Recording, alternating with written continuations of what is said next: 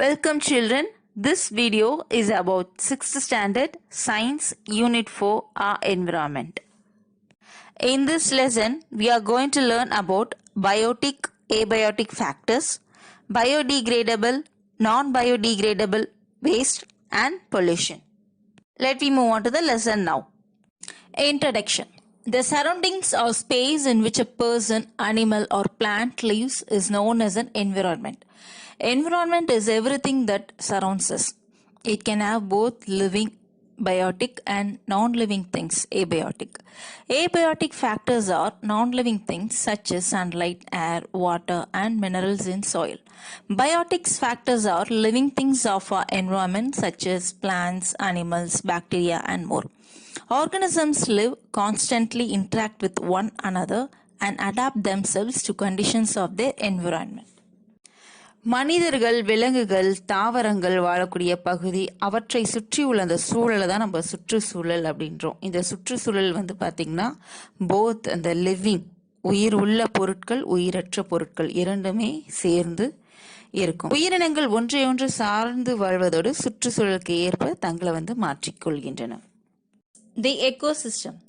Ecosystem is a community of living and non-living things that work together. Each part of an ecosystem has a role to play. Any changes in the environment such as increased temperature or heavy rains can have a big impact on an ecosystem. Ecosystems can be either natural or artificial. Ecosystem சூழ்நிலை மண்டலம். உயிர் உள்ளவையும் உயிரற்றவையும் ஒன்று சேர்ந்த ஒரு கட்டமைப்பே தான் இந்த சூழ்நிலை மண்டலமாகும். சூழ்நிலை மண்டலத்தின் உள்ள ஒவ்வொரு உறுப்பினருக்கும் ஒரு வேலை உண்டு. சுற்றுச்சூழலில் ஏற்படும் மாற்றங்கள் சூழ்நிலை மண்டலத்தில் மிகப்பெரிய தாக்கத்தை ஏற்படுத்தும். இந்த சூழ்நிலை மண்டலம் இயற்கை சூழ்நிலை மண்டலமாகவோ இல்லை செயற்கை சூழ்நிலை மண்டலமாகவோ இருக்கலாம். Natural ecosystem. Ecosystem originated without human intervention is called a natural ecosystem. This can be an aquatic ecosystem or a terrestrial ecosystem. The ecosystem in water is called aquatic ecosystem. Sea, river, lake, pond and puddle are some examples of natural aquatic ecosystem. Ecosystems outside the water body and on land are called terrestrial ecosystems. Forests, mountain regions, desert, etc. are examples of natural terrestrial ecosystems. Natural ecosystem இயற்கை சூழ்நிலை மண்டலம். அதாவது மனிதர்களோட தலையீடுகளின்றி இயற்கையாக உருவான ஒரு சூழ்நிலை மண்டலம் தான் இந்த இயற்கை சூழ்நிலை மண்டலம் அப்படின்னு சொல்றோம். இது நீர்வாழ் சூழ்நிலை மண்டலமாகவோ இல்லை நிலவாழ் சூழ்நிலை மண்டலமாகவோ இருக்கலாம். நீரில் காணப்படும் சூழ்நிலை மண்டலத்தை நீர்வாழ் சூழ்நிலை மண்டலம் அப்படின்னு சொல்றோம். அதாவது அக்வாட்டிக் எக்கோசிஸ்டம் அப்படின்னு சொல்றோம். இந்த இதுல பாத்தீங்கன்னா கடல், ஆறு, ஏரி, குளம் மற்றும் குட்டைகள் ஆகவே இயற்கையான நீர்வாழ் சூழ்நிலை மண்டலங்களுக்கு எடுத்துக்காட்டுகளாகும். நீருக்கு வெளியே அந்த நிலப்பகுதியில் காணப்படுகின்ற சூழ்நிலை மண்டலங்களை நம்ம நிலவாழ் சூழ்நிலை மண்டலங்கள் அதாவது டெரஸ்ட்ரியல் எக்கோசிஸ்டம் அப்படின்னு சொல்றோம். இதுக்கு எக்ஸாம்பிள் பாத்தீங்கன்னா காடுகள், மலைகள், பாலைவனங்கள் இவற்றை நம்ம டெரஸ்ட்ரியல் எக்கோசிஸ்டத்துக்கு எக்ஸாம்பிளா சொல்றோம். Artificial ecosystem. Artificial ecosystem is created and maintained by human. They have some of the characteristics of natural ecosystems. They are much simpler than the natural ecosystems. These can be the terrestrial ecosystems such as paddy fields, gardens, etc. or the aquatic ecosystems such as fish tank. செயற்கை சூழ்நிலை மண்டலங்கள். செயற்கை சூழ்நிலை மண்டலங்கள் மனிதர்களால் உருவாக்கப்பட்டு பராமரிக்கப்படுகின்றன. இவை இயற்கை சூழ்நிலை மண்டலங்களின் சில பண்புகளை கொண்டிருக்கின்றன. இருப்பினும் இவை இயற்கை சூழ்நிலை மண்டலங்களை விட மிக எளிமையானவை ஆகும். இவை நெல்வயல், தோட்டம் போன்ற நிலவாழ் சூழ்நிலை மண்டலங்களாகவோ, மீன் வளர் தொட்டி போன்ற நீர்வாழ் சூழ்நிலை மண்டலமாகவோ இருக்கலாம். Biodegradable and non-biodegradable waste. Solid waste we generate can be classified into two major types: biodegradable waste, non-biodegradable waste. Biodegradable waste.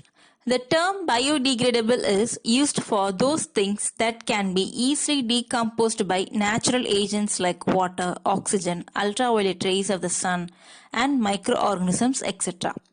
One can notice that when a dead leaf or a banana peel is thrown outside, it is acted upon by several microorganisms like bacteria, fungi, or small insects in a time period.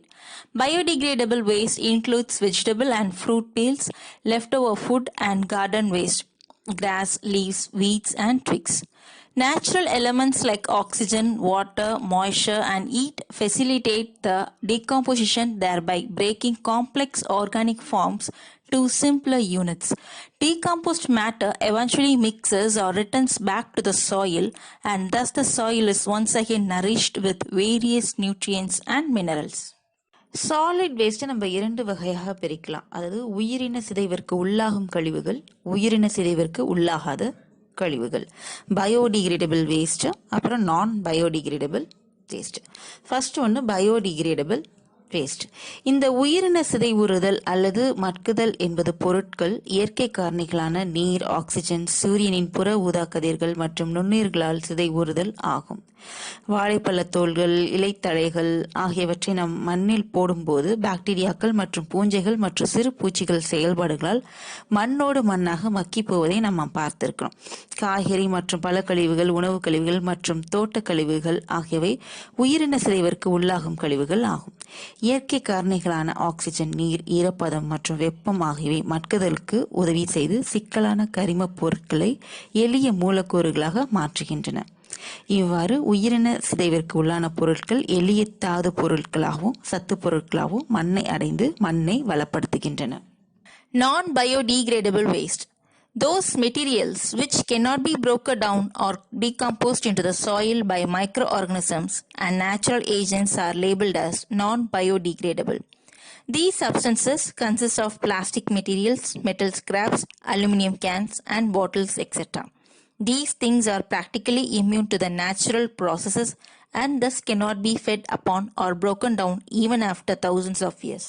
Non-biodegradable waste. உயிரின சிதைவிற்கு உள்ளாகாத கழிவுகள், அதாவது நுண்ணுயிர்கள் மற்றும் இயற்கை காரணிகளால் எளிய மூலக்கூறுகளாக சிதைவுற முடியாத பொருட்களை உயிரின சிதைவிற்கு உள்ளாகாத கழிவுகள் அல்லது மட்காத கழிவுகள் எனப்படுகின்றன.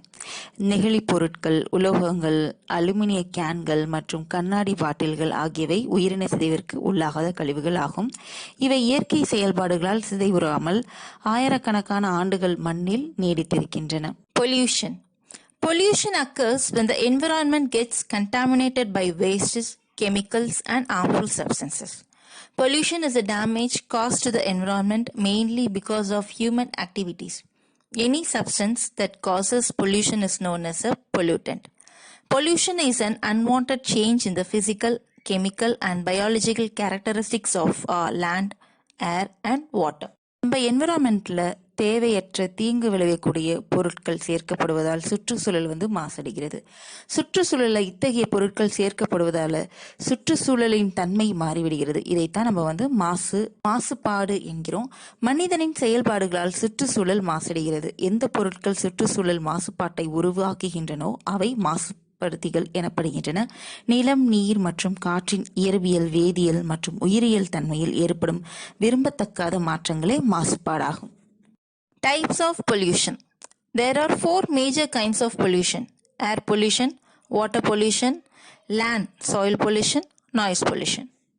Types of pollution பார்த்தீங்கன்னா காற்று மாசுபாடு, நீர் மாசுபாடு, நில மாசுபாடு, ஒலி மாசுபாடு. How can we reduce air pollution? Cycle or walk short distances instead of using a motor vehicle. Travel by public transport, bus or train. Do not burn solid waste. Avoid fireworks. காற்று மாசுபாட்டை நாம் எவ்வாறு குறைப்பது? அருகிலுள்ள இடங்களுக்கு செல்ல motor வாகனங்களை தவிர்த்து நடந்தோ அல்லது மிதிவண்டியிலோ செல்லலாம். நீண்ட தூரம் செல்ல பேருந்துகளையும் தொடர் வண்டிகளையும் பயன்படுத்தலாம். திடக்கழிவுகளை எரிக்க வேண்டாம். பட்டாசு வெடிப்பதையும் நம்ம தவிர்க்கலாம். How can we reduce water pollution? Do not pour leftover oil, old medicines or waste down the drain or into the toilet. Reduce the use of chemical pesticides and fertilizers to grow crops. Use wastewater for garden in home. Do not litter or dump waste. Always use a waste bin. நீர் மாசுபாட்டை எவ்வாறு குறைப்பது? மீதமுள்ள எண்ணெய், பழைய மருந்துகளை நீருடன் கலத்தலை தவிர்க்க வேண்டும். வயலில் பயிர்கள் வளர்வதற்காக பயன்படுத்தும் பூச்சிக்கொல்லி மற்றும் செயற்கை உரங்கள் அளவை குறைக்க வேண்டும். வீட்டின் கழிவுநீரை வீட்டு தோட்டம் அமைத்து பயன்படுத்தலாம். குளங்கள், ஏரிகள், ஆறுகளில் கழிவுகளை கலப்பதையும் கொட்டுவதையும் தவிர்க்க வேண்டும். எப்பொழுதும் குப்பை தொட்டியை பயன்படுத்த வேண்டும். How can we reduce land pollution? First, try to reduce waste, then recycle the rest. Always use a waste bin and never litter. Do not burn waste. The ash mixes easily with soil. நீல மாசுபாட்டிற்கு எவ்வாறு தீர்வு காண்பது? கழிவுகள் உருவாக்கத்தை குறைத்து கழிவுப் பொருட்களை மறுசுழற்சி செய்ய முயற்சிக்க வேண்டும். குப்பை தொட்டிகளில்தான் குப்பைகளை போட வேண்டும். கழிவுகளை எரிக்கக்கூடாது. அப்படி எரித்தால் அதில் உள்ள சாம்பல் நிலத்தில் கலக்கும். How do we reduce noise pollution? Turn off your electronics when you do not use them. Lower the volume when you watch TV or listen to music. Remind drivers not to use the horn too much. Avoid fireworks. Speak, do not shout. ஒலி மாசுபாட்டை எவ்வாறு குறைப்பது? மின் கருவிகள் பயன்படாத நிலையில் அணைத்து விடவும். தொலைக்காட்சி மற்றும் மின்னணு கருவிகளின் ஒலி அளவை குறைத்து வைத்து கேட்கலாம். ஓட்டுநர்கள் வாகனங்களின் ஒலிப்பான்களை தேவை ஏற்படும் போது மட்டுமே பயன்படுத்த கேட்டுக்கொள்ளலாம். பட்டாசு வெடிப்பதை தவிர்க்கலாம். பேசலாம், ஆனால் அதிக சத்தம் போட வேண்டாம். So far in this lesson, we have studied about biotic, abiotic factors, biodegradable, non-biodegradable waste and pollution. Thank you, children.